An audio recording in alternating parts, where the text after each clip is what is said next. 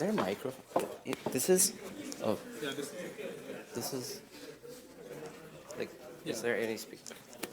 Like, does this work? It works? Okay.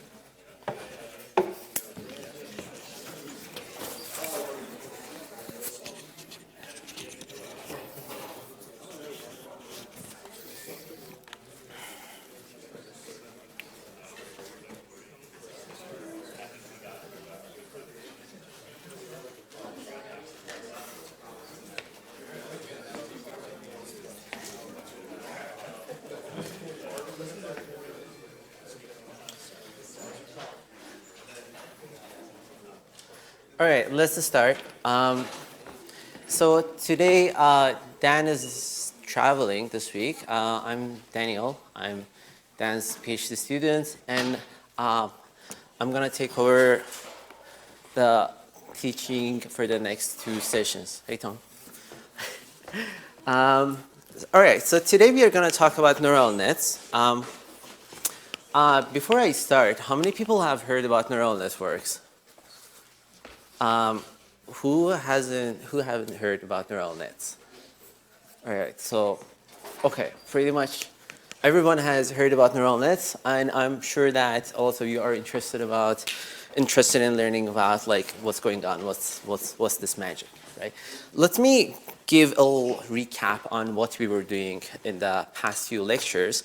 So we learned about these machine learning systems that they had this input space, X, and the goal is to create this function which learns a pattern, let's say classification task, let's say it's binary space. We are trying to classify positives and negatives, right? And we are trying to create some sort of feature representation for our input such that in that space, the target categories are separable, right? So the volume is okay. Can you hear me in the back? Okay. So just to illustrate that idea, so if this is your input, right? So if we want to separate blues and reds, clearly with the existing models that we have, they're all linear models. We cannot separate blues and reds, right? So what you have to do is to project the inputs into higher dimensional space such that in that higher dimensional space they are separable, right? So if I apply a x squared transformation on this input, I'm going to be able to separate these 2 categories, right? So that is what we have learned so far when it comes to linear models. You have to change your input such that your linear model can separate the categories. So the paradigm that we are going to learn today, we are going to deviate from that paradigm, and we are going to change the conversation from feature engineering to architecture engineering. So I'm going to get back to that later. So this is a neural network.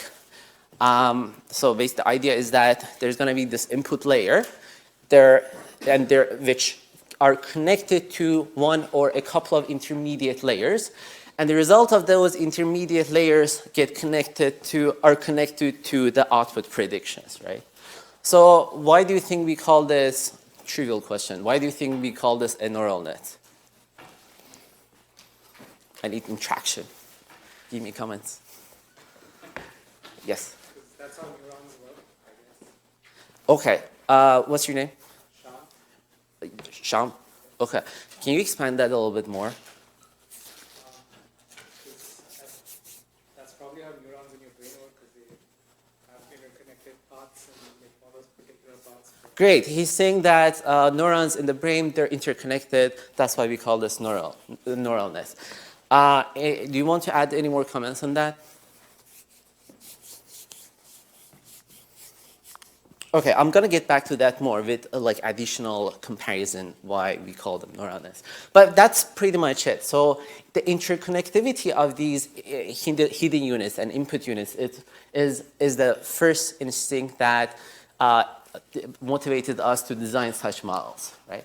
And if the high-level view of this is that they're basically function. They're basically approximation tools, right? So we are trying to mimic a behavior. We don't understand the behavior. We just know that what's the input, what's the output. We are trying to create a black box that has expressivity to learn that behavior, right? So initially, all the models that we have explored so far, they're basically linear models, right? So they have this form of a bunch of weights multiplied or dot product with some x, and that gives us output. Here, the idea is that I'm going to stack these linear models. I'm going to put them, and I'm going to compose, basically, I'm composing a bunch of functions to get my output, right? So, but if I compose linear models, that's not going to be ideal because composition of linear models is still a linear model, right?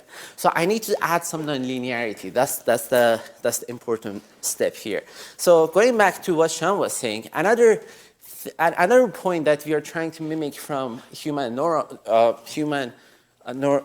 system is that in our body, each of these neurons, they have this activation functions. They don't just, so they wait until they get enough input, and as soon as they have enough input, enough activation, they fire. That's how neurons in the brain work, right? So this non-linearity is just like that. You're basically saying that I'm going to get the inputs from the previous layer. As soon as the output goes beyond some threshold, I'm going to fire and pass the output to the next layer, right? And one thing that we are going to come across is that, all right, so we have this model, we have to train it, we have to learn it, right?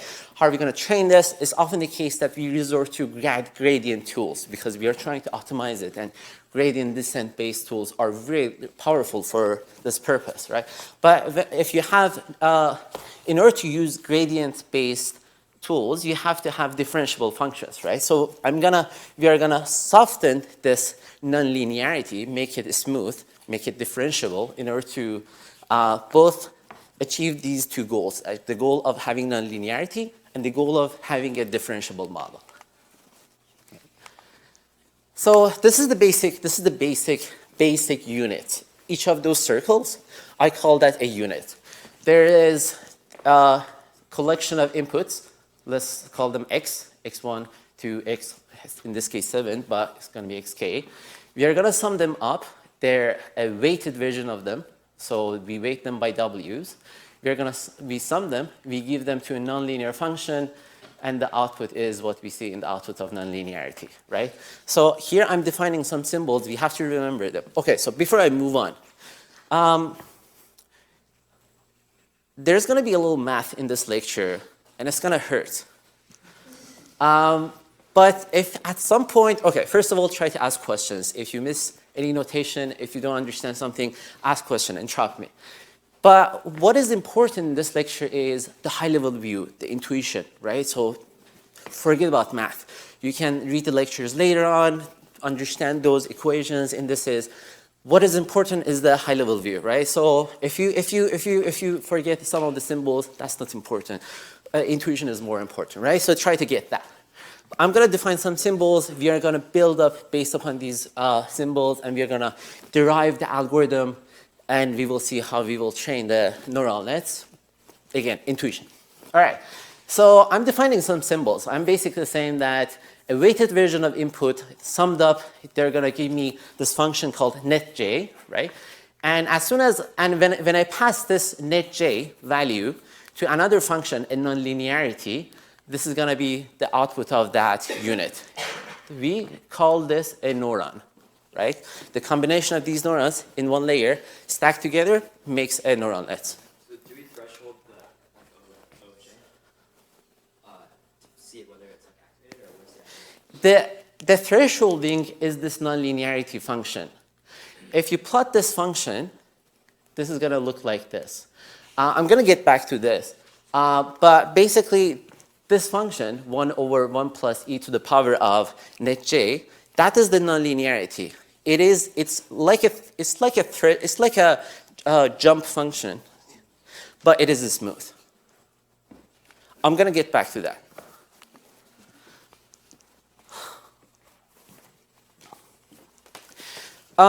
So now we have defined the model. How are we going to learn this? So what do I mean by learning, by the way? When I say I want to learn it, what does it mean? Optimize loss function. Yes, optimize loss function, but what does it mean? Low loss function. Yeah, loss function, I want to optimize loss function with respect to what? Like if you, With respect to weights. with respect to weights, yes, that's what I mean. And the weights are basically the connections that I have between these units, right? So there's this weight that's connecting, whenever I want to calculate the value here, I have to sum up the value here, here, and here. And that summation is weighted based on some parameters. Optimizing, or basically, as you mentioned, minimizing the loss function is basically, is done with respect to these weights. What do you mean by top layer? Is that the input or the output? What does top mean? You're right. That's a good question. I should clarify these. Output is this. When I say top layer is output.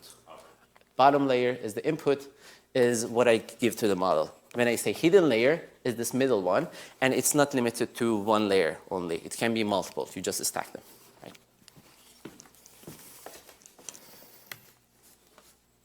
Right. So training the output layer, training the final model, basically last layer is easy because that's basically one single linear model. That's what we have learned already in our linear models. The complication is that as soon as I add extra layers here, it's not clear how I want to propagate the information in the output layer, the loss value, to the layers before, right? So that's what we are going to learn in this lecture, right? So one thing that I mentioned is that I want to have nonlinearities in the connections between these units, but those connections shouldn't be they have to be differentiable. They have to be smooth, right?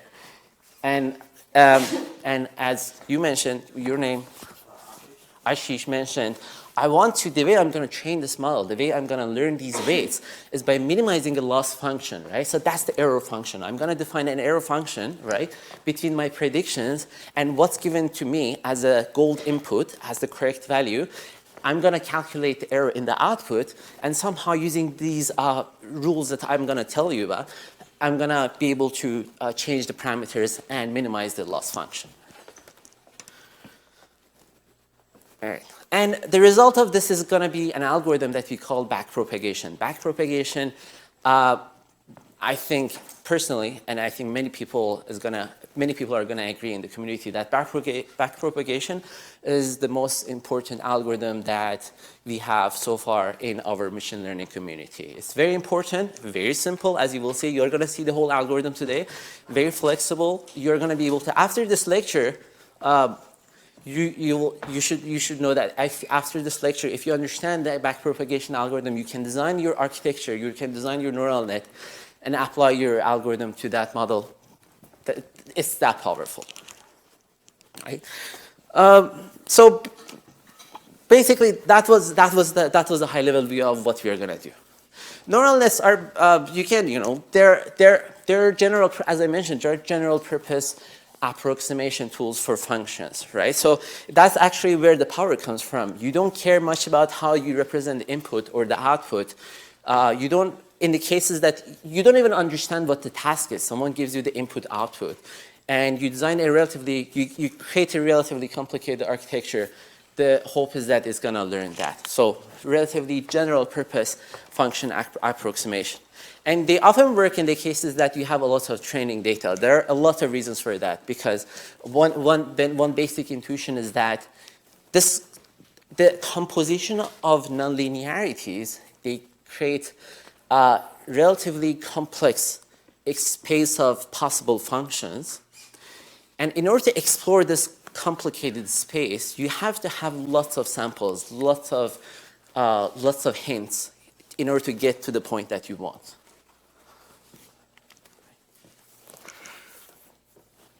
All right. So yeah, I mean, something that we discussed is these are inspired by biological systems. Don't take this too seriously. So it is true that they're inspired by biological systems, but there are huge differences between what biological systems are and what we actually implement. And the technology that we have currently, this is not, it's not super new. These actually, many of these details, these algorithms, we discovered them maybe 20 or more than, or longer than that. And the fact that we have a lot of successes recently is because, unfortunately, is not because of the progress in machine learning technology, but rather the progress on the hardware side. So basically, we have managed to create faster computers. We have GPUs, and we know how to better engineer our machine learning systems. Data is also important. That's another factor. But the unfortunate side is that the algorithmic-wise, we actually haven't had much of success. Right? And yeah, this is basically, I jumped ahead. Okay. And one thing that I want to mention, going back to what Sean was saying, they're inspired by neurons, connectivity. There are significant differences between artificial neural nets and biological neural nets. In your brain, the number of the neurons that you have in your body is incomparable with the number of the neurons that we often have in our artificial intelligence, right? So they're like in a whole, they're in completely different scale. Like there's almost no comparison. If you call them equivalent, it's pretty much, it's gonna sound very offensive to biologists. And the neurons in your brain are actually slow. Neurons in computers are very fast. So the smart behavior often emerges as a result of really big interconnectivity. They're slow, but they're big, right? On the other hand, in computer, it's they're often like they're not that big. They're big, but not that big compared to brain, and they're fast. So very different. Okay, so I'm gonna move on a bit. I'm gonna build up and go towards the algorithm. So I mentioned that we started with a linear model, right? So we have a linear form, x dot product with the weights, which gives us an output. I mentioned that a linear model is not enough. We have to add non-linearity, right? So you pass this on to a nonlinear function. Here I call this sigmoid sine function. I'm going to use the symbol. And this is going to give me an output, right? And the key here to train the models is that I have to make the sine function differentiable, right? So inputs weighted by some parameters, some nonlinearity output, right? And following the conversation on smoothness of these functions, right? So this is the kind of function that I'm going to use in my architecture. I call this a logistic function, right? 1 over 1 plus e to the power of something. So net j is weighted sum of some weights, inputs. I pass this on to logistic function, 1 over 1 plus exponentiation of net j, and that's going to give me the output of neuron. And the parameters that I want to learn so far is basically the parameters that I see in my linear summation, wij's, right? So that's how I define my architecture. And a little bit of history. So the study of these neurons, basically individual circles that we have in our network, they were actually studied much earlier, much before the neural nets. There were some people, McLaw and Pitts, that they were studying neural circuits. So they were studying to understand representational ability of these models. They showed that. In fact, I believe that we had this a few lectures before that. For some certain way of setting these parameters, you can simulate AND function, you can simulate OR function, or you can simulate NOT, right? So basically, one single layer has enough expressivity. That's what they were studying. In terms of learning these weights, there's an extensive literature on how to set these weights. One of the initial works is Hebb's work. This is called Hebbian Rule. They were basically saying that if you have two units, the weight of the weight that connects those units should increase if those units work very similarly, right? So this is pretty much inspired by their observations in human neurons, right? And in fact, later on, people found mathematical justification for this. Later on, people found that this is actually very similar to perceptron. This is like, this is almost similar to minimizing a loss function. Rosenblatt, a few years later, he also suggested something similar, which is pretty much similar to what we know as perceptron rule. Basically, you have this loss function, you find the gradient, and you update your weights with respect to that gradient, right? So that is the perceptron rule. Well, slightly different. Basically, I think you have seen all of these, but I'm just giving a little recap. Given an input output and given target input and predicted output, you want to change your weights such that there is no difference between your target and output, right? So this is called an error-driven updates. Basically, if you don't make any mistakes, I'm not going to change my weights, right? So if the T and O are the same, if the output is correct, we are not going to change the weight. Only I'm going to change the weights if the output, if there is discrepancy between my prediction and the output. And I mentioned that these are almost equivalent to another rule that we also studied, the updates rules based on gradients. So if you have a loss function, you can find the gradient with respect to your parameters and change your weights in the direction of minus gradient, right? So all these family of algorithms for learning weights, they're almost equivalent, right? So I have a loss function in the parameter. So basically, my x-axis is the value of that loss function. My y-axis is the value of that loss function. X-axis is the space of parameters. And I'm trying to move in a direction. I'm trying to change my parameters in a direction that minimizes my loss value, right? So I'm going to start here. I'm going to move until I get parameters that best minimize my loss function, right? So, so the summary is that for single layer, basically a single linear model, we have so many algorithms for learning it. We have algorithms that are additive or algorithms that are multiplicative. Additive like perceptron, multiplicative like Reno. You have seen all of these. And I'm sure you have seen that these algorithms are actually the same. So you can derive Reno algorithm, a multiplicative update rule, based on perceptron. It turns out that one is basically the same, the other one, if you exponentiate the gradients.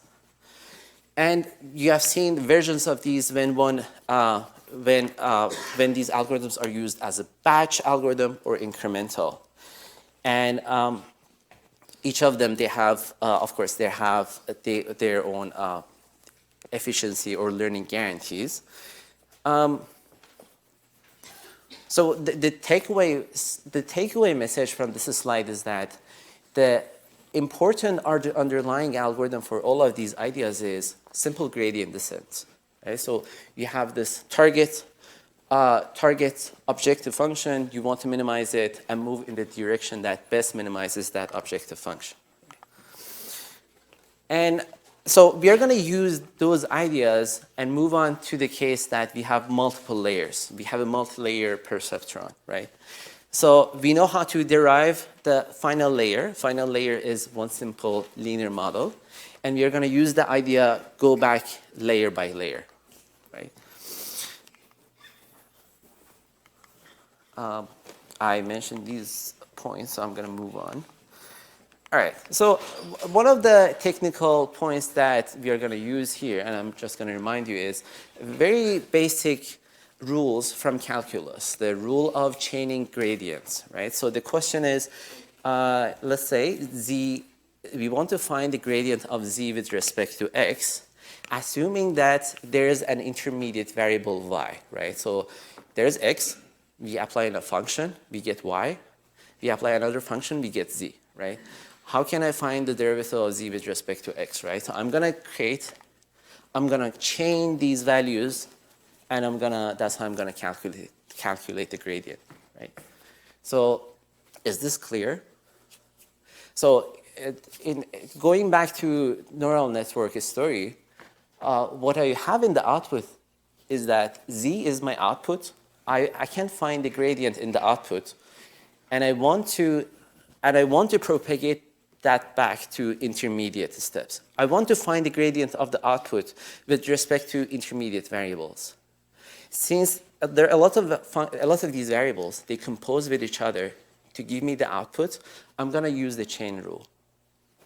I don't know if we can cover this later, but do we optimize the weights from the very beginning, or do we optimize them like from the very beginning and then go further up? I haven't mentioned, so I'm going to show you the full algorithm. Keep that question. Okay. Another version, an extension of the chain rule is if you have two functions, two variables in the middle, I can extend my chain rule, and I'm going to add summation between the chaining with respect to y1 and chaining with respect to y2, right? This is just basically simple calculus. And I can extend this to many intermediate variables, right? And so later on, I'm going to refer to these rules. So, all right, so recap. What I have is this network.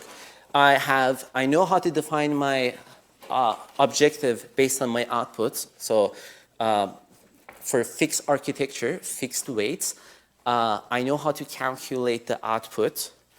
Given that output, I can calculate the error in the output, right? That is my error. Now I want to update my weights in each of the intermediate layers, right? So let's define multiple functions. One function is the gradient of error, gradient of my output error, which is defined here, with respect to each of these weights, right? So define wi and j to be the weight between node I and node j, right? That's function one. The other function is net j is a linear weight of a collection of inputs weighted by some parameters. That's function two. And there's a non-linearity function. That's function three, right? We are going to use these three in our derivations. This is a summary. So I have three functions. One is a linear summation of some differences. If I find the derivative of this function with respect to each of these variables, this is going to be one single term.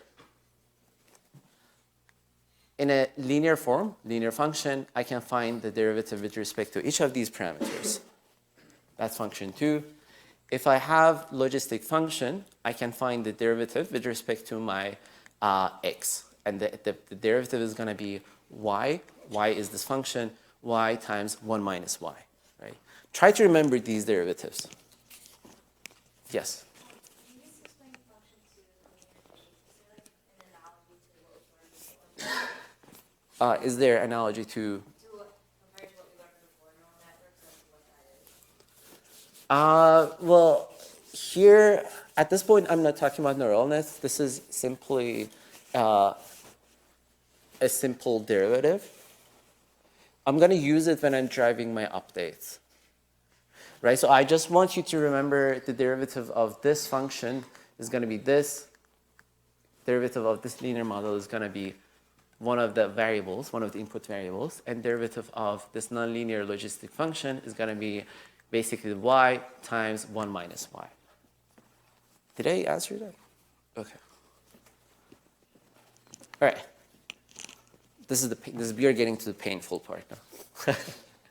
All right. So in order to derive the algorithm, there are two main steps. The first step is I'm going to find the gradient of your error in the output with respect to one of the final weights, final layer weights, right? So let's say assume that I'm in the topmost layer, there's node I here, node J.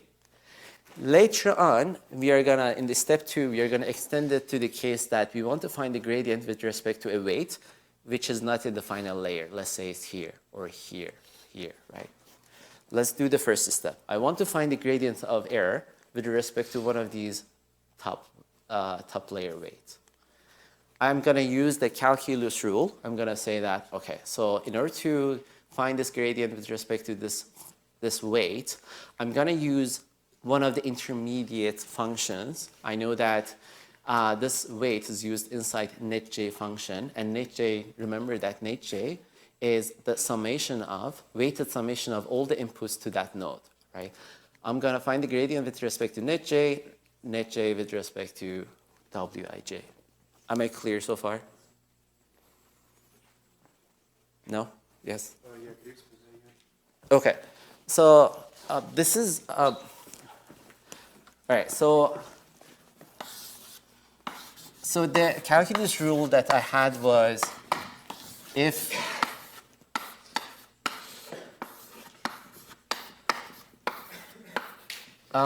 I have this structure, I can say that this gradient is gradient of z with respect to y and times gradient of y with respect to x, right?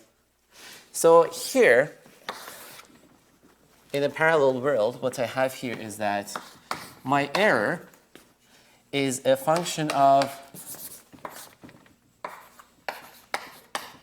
netj, and this is a function of wij, right? So what I do here is I'm finding the gradient of this with respect to net. Oh. I want to find gradient with respect to one of my weights, one of my parameters, because I want to update this weight. So I'm changing this to error with respect to netj.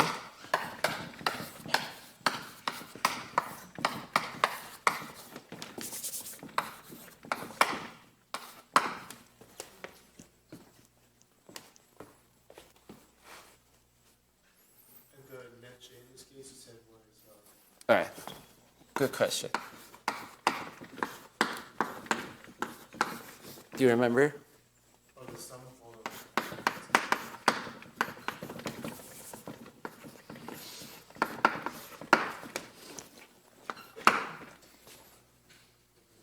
Okay, cool. So in that picture, that's the weight ij is that lower layer of the weights or upper layer of the weights in that picture. Uh-huh. PowerPoint. I think in this logic, the weight should point to weight ij should point to lower layers of the weights. Right? I is the lower layer, j is the upper layer. Am I reverse? Looks fine. Okay. Okay. Okay, and I'm gonna, yeah. Did you ask a question? No? Okay. I was wondering what an edge between I and J, what does that signify? Is it just a weight, or is it like a neuron? Yeah, I think that's a very important question, and then that shows that I didn't do a good job in clarifying the issue. So, all right, taking one step back. So let's say I want to have this is, let's say, my input layer, right? So this is my x. Let's say I have two one-dimensional variables. No, actually, sorry. So the input that I give to this variable is, let's say, r d1, r to the power of d1.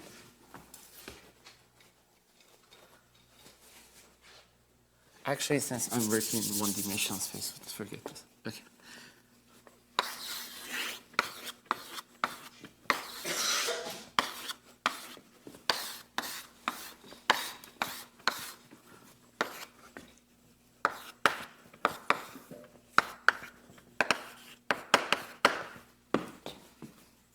All right.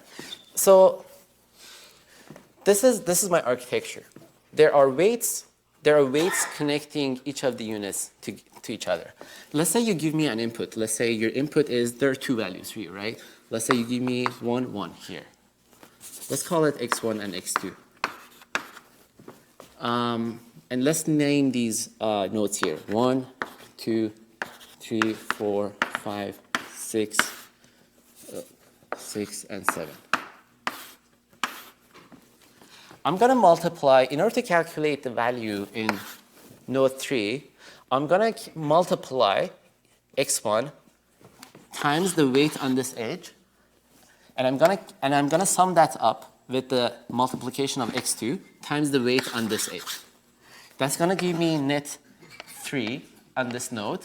I'm going to compose it with a nonlinear function. That's going to be the value here, right?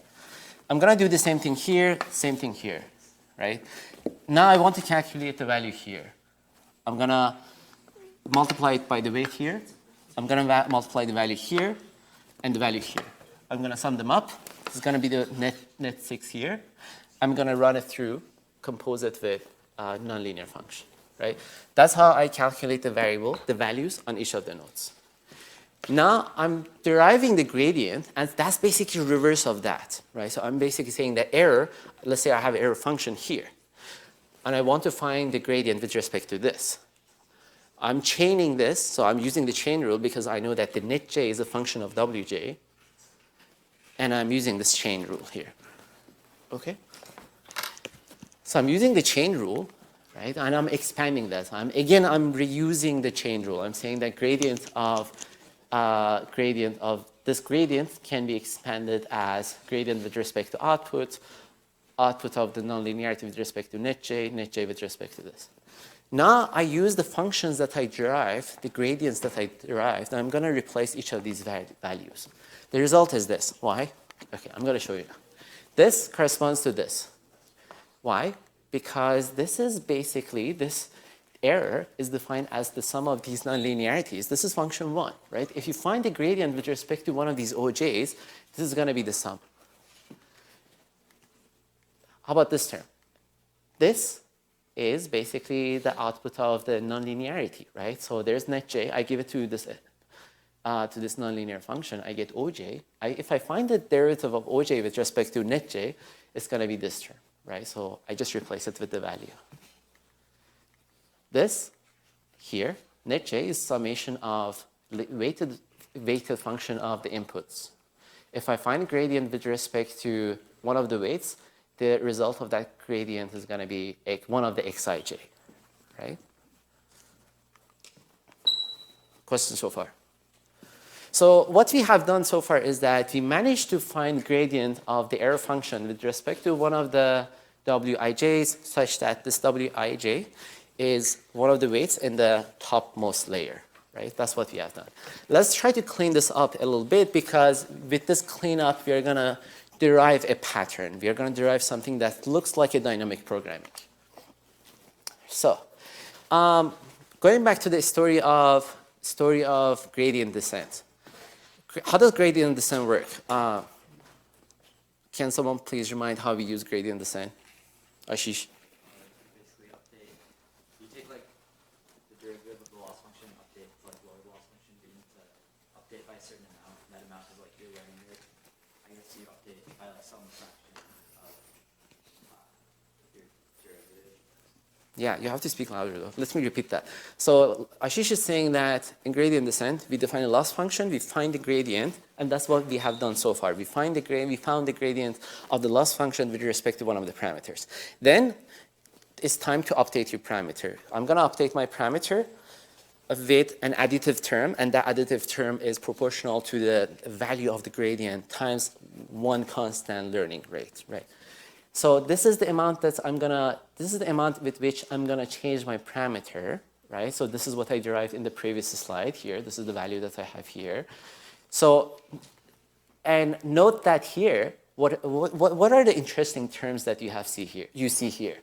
One is, there is this difference between target output and my predicted output.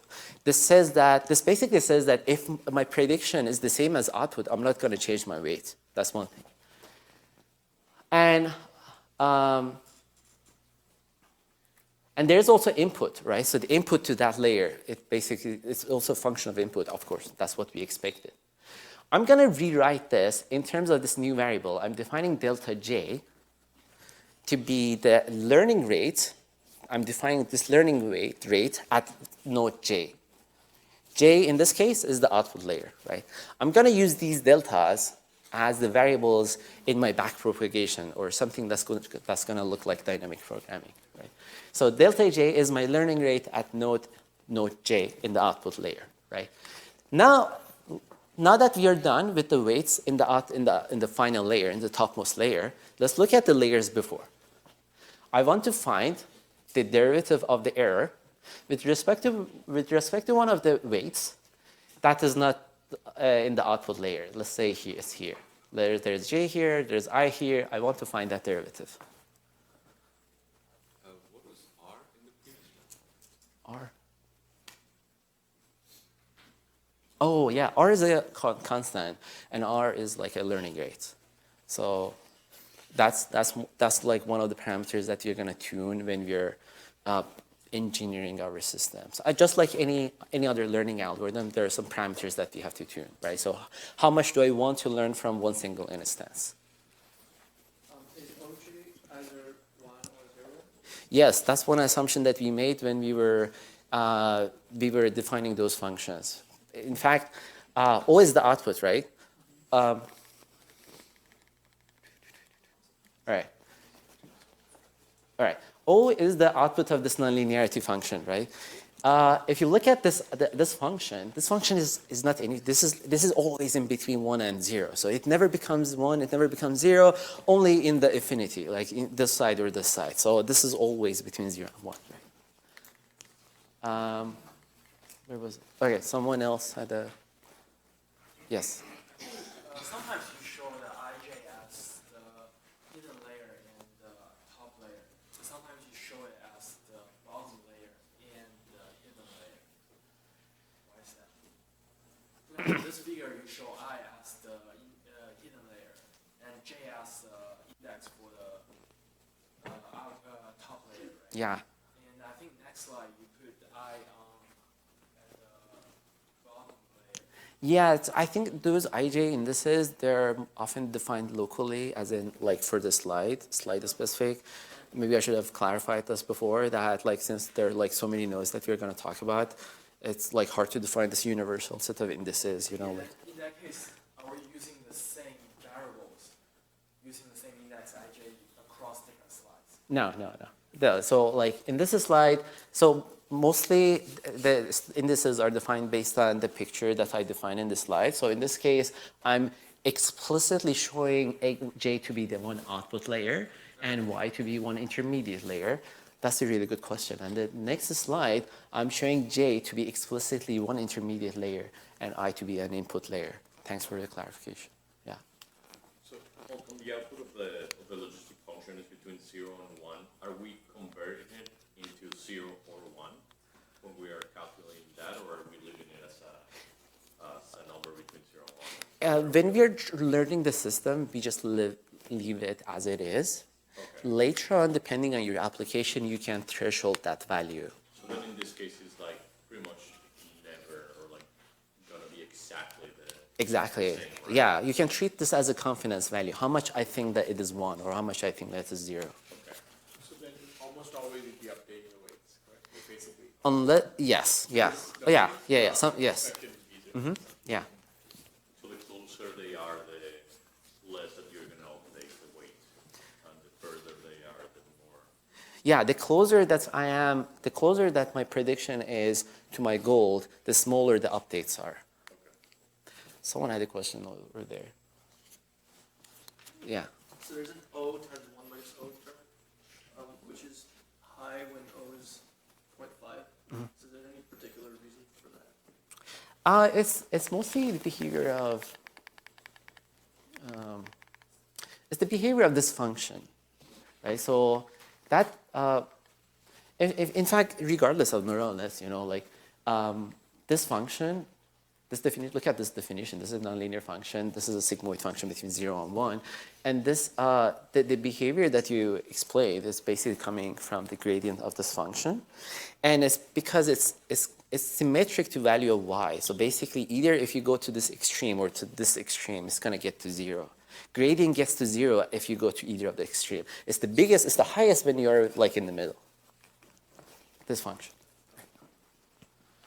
So at the very end, your neural net is going to be, like, it's going to tune the weight such that O is going to be close to 1 or 0, right? Because it's penalizing things which are like, Yeah, another way of saying what you said is, it's gonna, well, that was our goal. We wanted to tune the weights such that our predictions are close to our goal, right? So that's what's happening.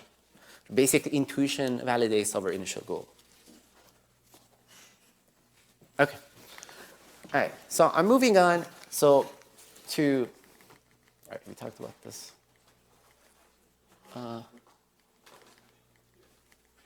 Okay, so we want to now find the gradient of the loss function with respect to one of the intermediate weights, right? So let's say that Wij is one of the, sorry, not intermediate, but yes. So J is one of the intermediate nodes. It's not an output node, right? So I is one node here. J is one of the intermediate nodes. And I want to find this gradient, same as what I had before. Again, I'm going to use chaining rule. I'm going to expand this like this. And the only difference is that I'm going to have a summation here. Right?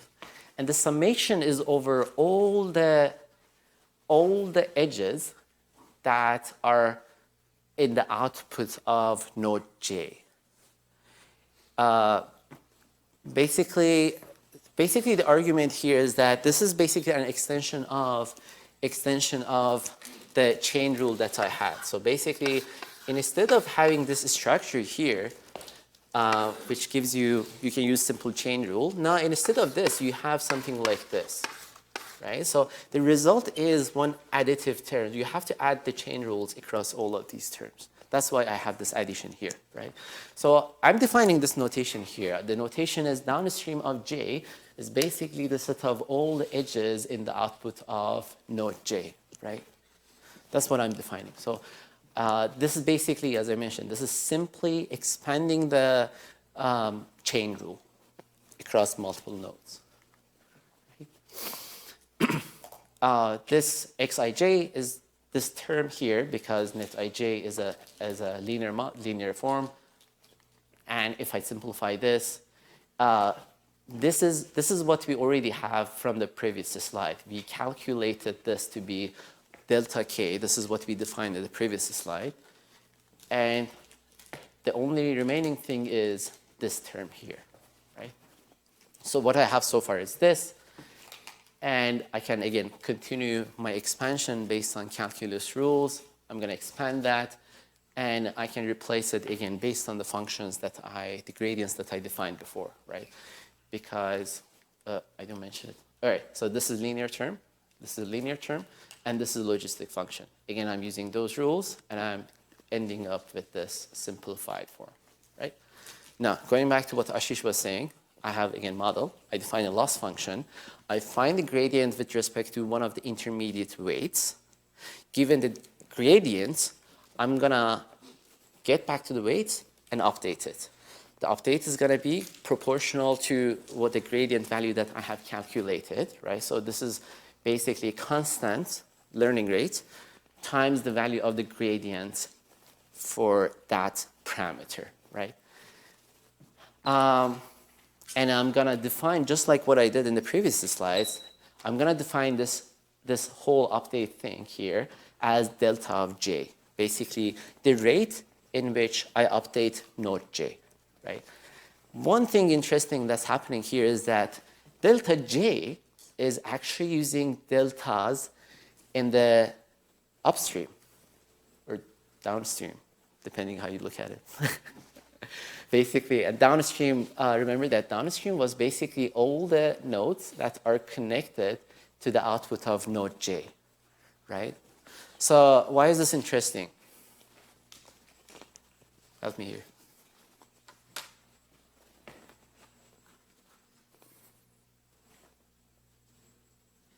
John? Yeah, exactly. It's recursive.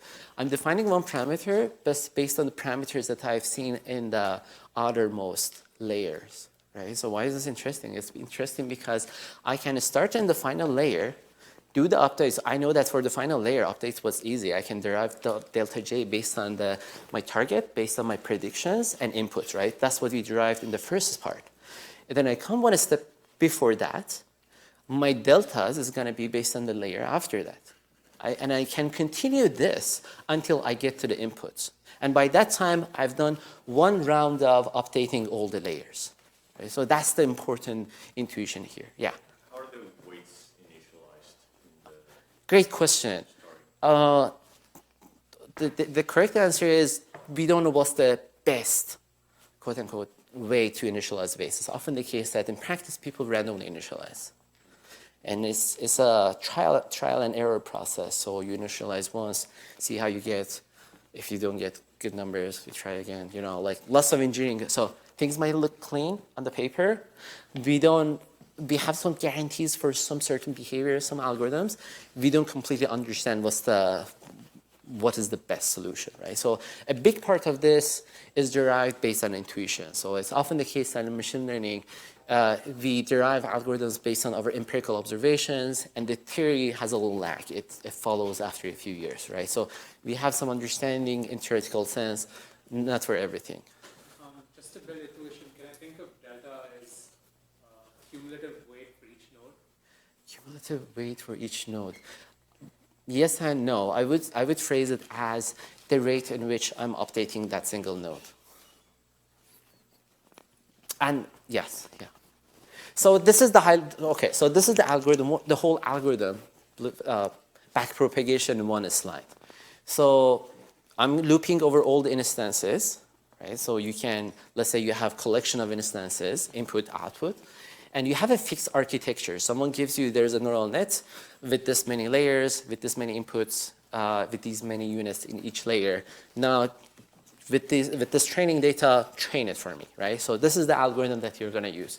For each of the, so you're gonna take the first input output. You're going to use the first, so you initialize it with some algorithm.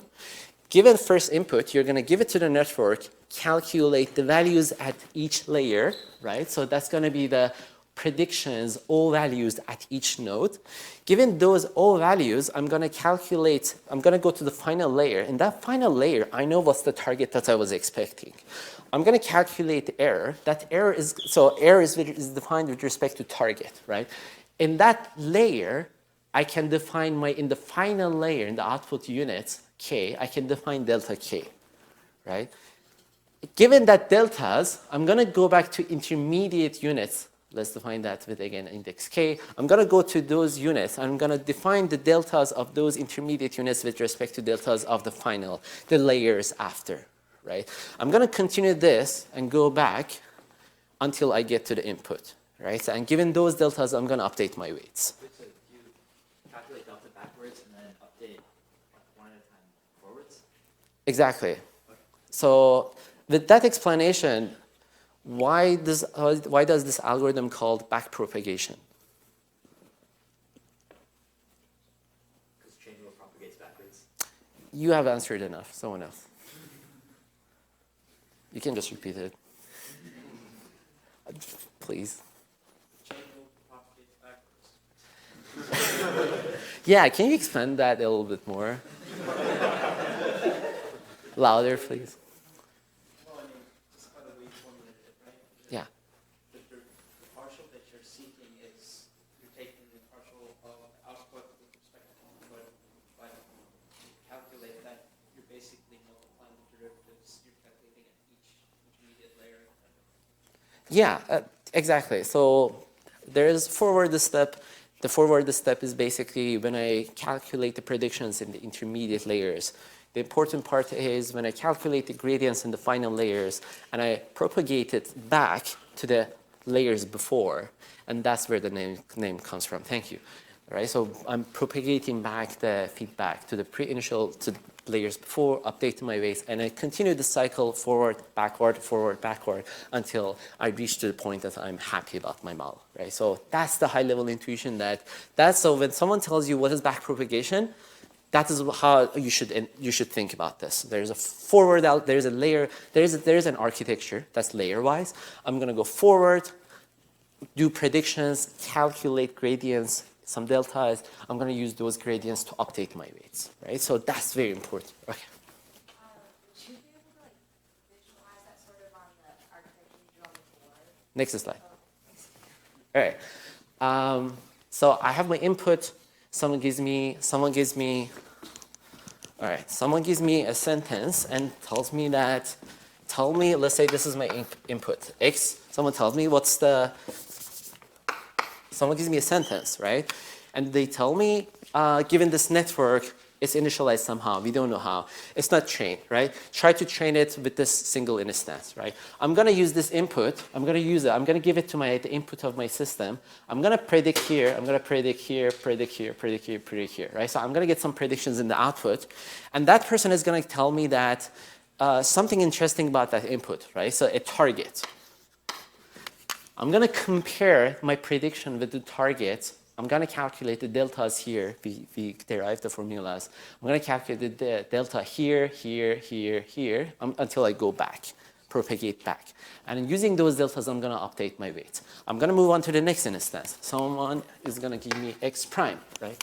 I'm going to use x prime, predict, predict, predict, predict, get some output here. And that person is going to give me y prime. I'm going to calculate some deltas. Deltas, and while I'm calculating the deltas, I'm gonna update my weights, and I'm gonna be done with propagating back, right? And I'm gonna move on to the next instance. Did I answer it? yeah, when is the updating of the weights happen? Do the weights in front of it also update? As soon as so the delta here is dependent on only what it sees in the output, right? So as soon as you calculate the delta, you can update the weights here. The delta here is waiting for the delta in the next layer, right? So as soon as you calculate the updated weights here, as soon as you have the delta here, you can update the weights here. And the delta here is waiting for everything after this, right? So as soon as you have everything here, you can update it here. All right, so one question, yeah. You may have already mentioned this, but what determines whether a certain neuron is connected to the next neuron within two layers? Because there's some neurons that aren't connected to a neuron. Yeah, I guess your question is, all right, how do we know what is connected to what, right? Is that the question? Yeah. So that's more like architecture engineering question. So here our assumption is that someone has given you architecture and it's fixed, right? So I know what is connected to what. Don't you want everything to be fully connected? Why would you not have everything fully connected? Like, wouldn't your update rule make, if something like was not supposed to be connected, it would just make the weight 0, right? There are many reasons, empirical reasons mostly, for not doing that. If you have lots of things connected to each other, it's going to be complicated. It's going to be slow. And you want complexity, but not too much complexity.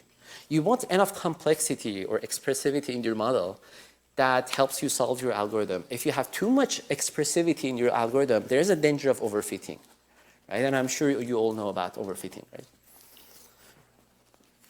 Okay, one question. So going back to what I initially mentioned about design and implementation of neural networks and why they have, we have seen them almost everywhere because of changes in architecture and hardware, GPUs, right? Why do you think neural networks are good for GPUs? Or why is it, okay, so a simpler way of asking that. Why do you think it's easier to parallelize training neural networks based on what we have learned so far? This is like a practical question. Because GPUs is much more cores than CPUs, because basically you can train a model to neuron in one single core. Yeah, okay, so you're saying that GPUs have much more processing units, but my question is why you're able to exploit that property in this architecture and not other models? Wait, let me, before you continue, I want to give a chance to other people. Actually, not you, someone else, because someone had a hand over there. No? Individual nodes in the same layer don't have any dependencies. Yeah. So you can process in parallel without the need for communication. Exactly. That's the golden rule, right? So for each of these units, their update rules, they're independent of each other. So if I have wide layers, I can update these independent of each other, right?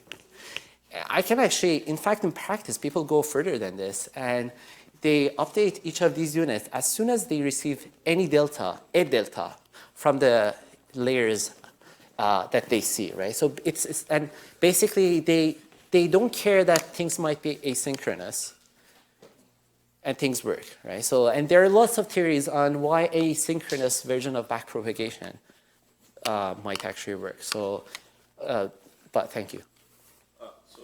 A question, when you're parallelizing neural net, is it still looking at one example at a time, or can it like split the data across, like, let's say different cores and then combine the weights back? Like how does that process exactly work? Okay, so so that's kind of independent of, I think like you're going beyond what the goal of the lecture, but there are multiple variants here. So it's often the case that people take a big data set. I'm just going to give you a short answer. Like data sets are often big, hundreds of thousands or even millions.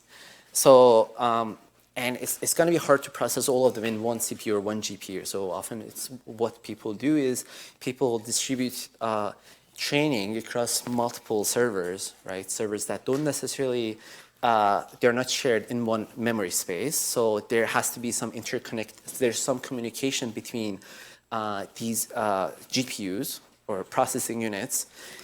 They have to communicate the weights. They have to communicate gradients. And you can imagine it's going to be a mess, and it requires so much engineering. But are they still like updating? So this works as an online algorithm. So it's going like one example at a time and then updating and then like. Oh yeah, okay, yeah. I forgot to answer that. Yes, in practice, what people do is they cluster instances into batches, right? And let's say batch size of 10, 20, 100, right? And people often like to update their weights in batches. So you do forward with, let's say, 100 instances. You calculate your gradients with respect to all of these instances in your batch.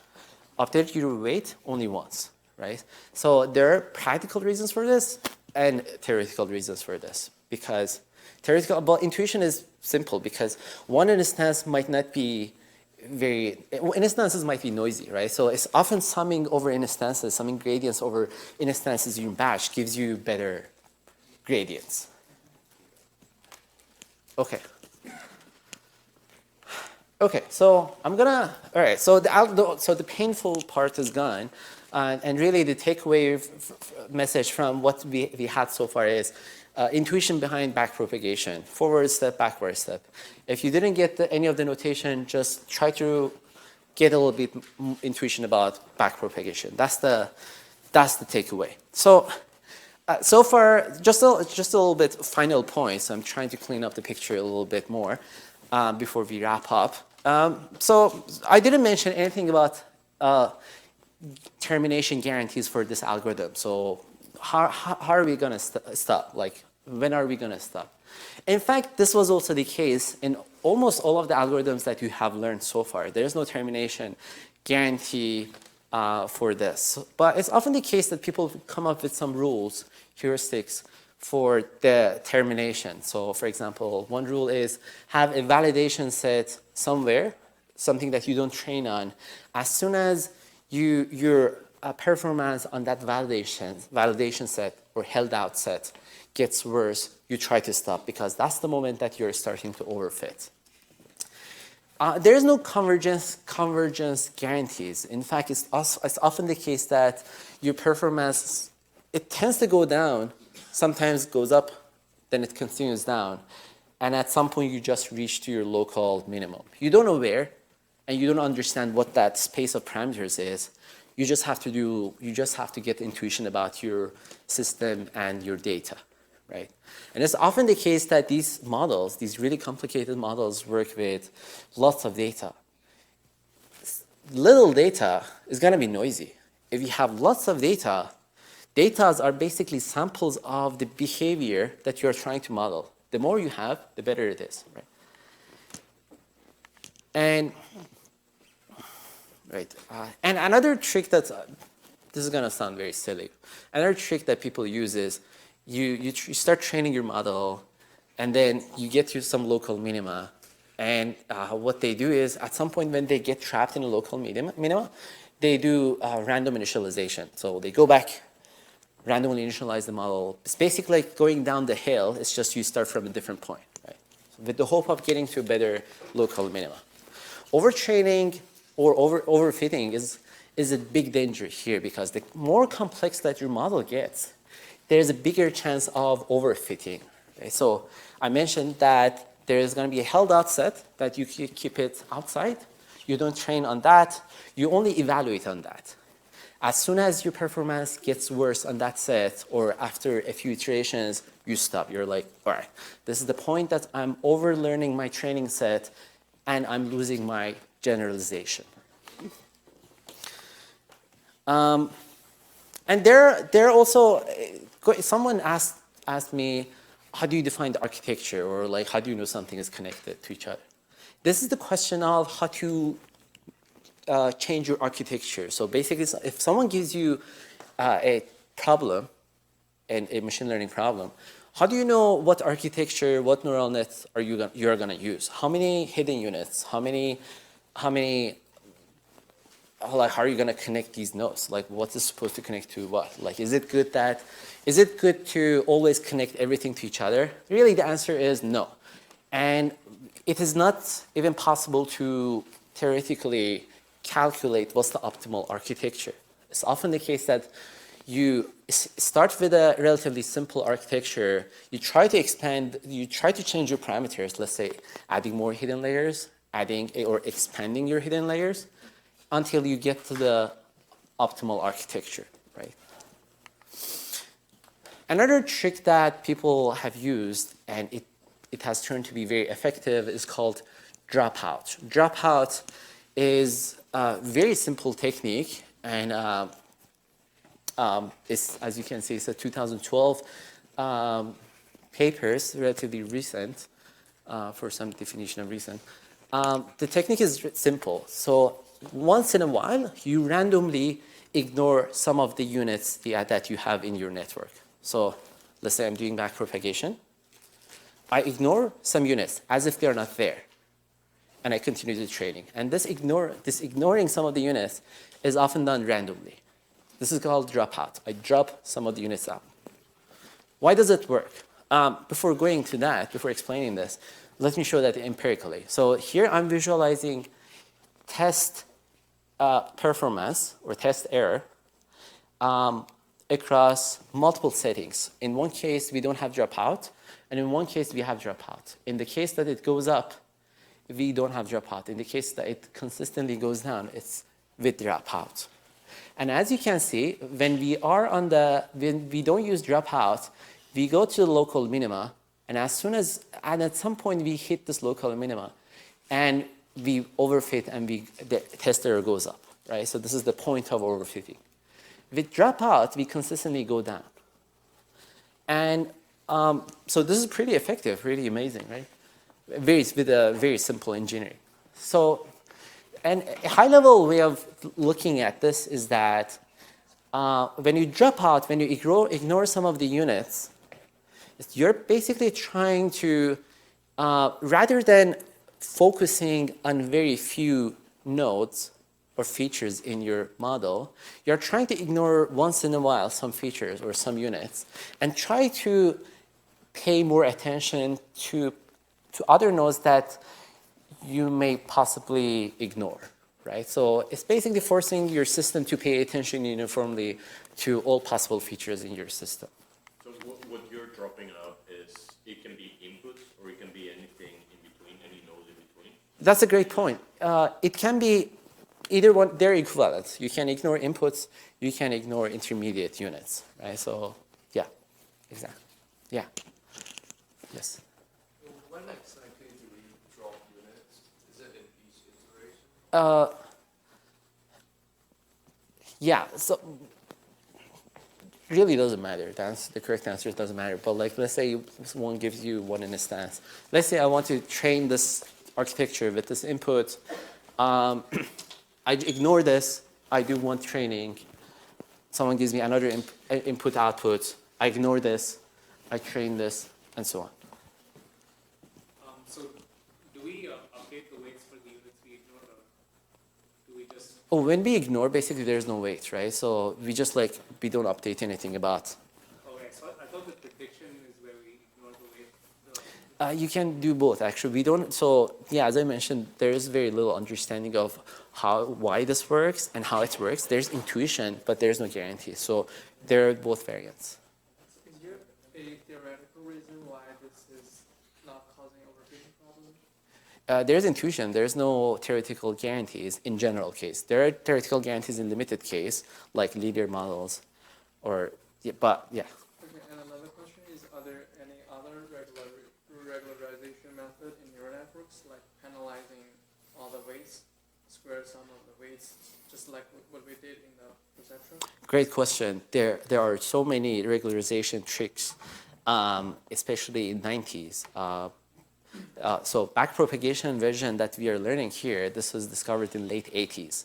So since then, there has been so many works on this, pretty much similar to what you have seen in the linear models like SVMs. But I guess that goes beyond what we, okay.